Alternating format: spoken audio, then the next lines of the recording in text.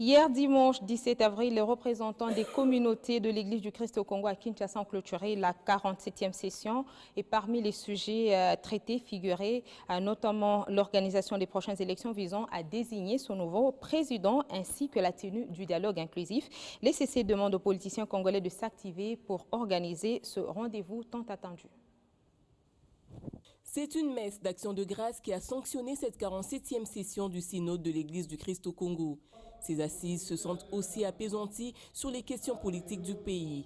Pour le numéro 1 de l'ECC, Monseigneur Marini Bodo, il faut que le dialogue se tienne conformément au respect de la constitution du pays. Nous avons insisté que ce dialogue soit encadré dans les options de notre constitution, des options pour nous amener quelque part. On peut très bien le faire. Mais moi, après avoir vécu avec nos frères, sœurs congolais, ce sont des répétitions inutiles qui prolongent la durée des choses. Parfois, quelqu'un, même si l'autre a déjà s'est prononcé, il dit « moi aussi je voulais dire la même chose ». Mais taisez-vous, parce que vous perdez inutilement le temps. Donc c'est ça qui est la maladie. Si l'autre a déjà parlé, venez avec un autre.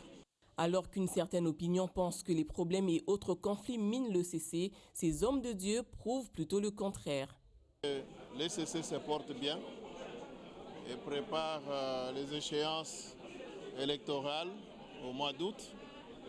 Et les communautés sont sensibilisées, les dispositions sont prises et que de façon générale, la santé de l'ECC est bonne.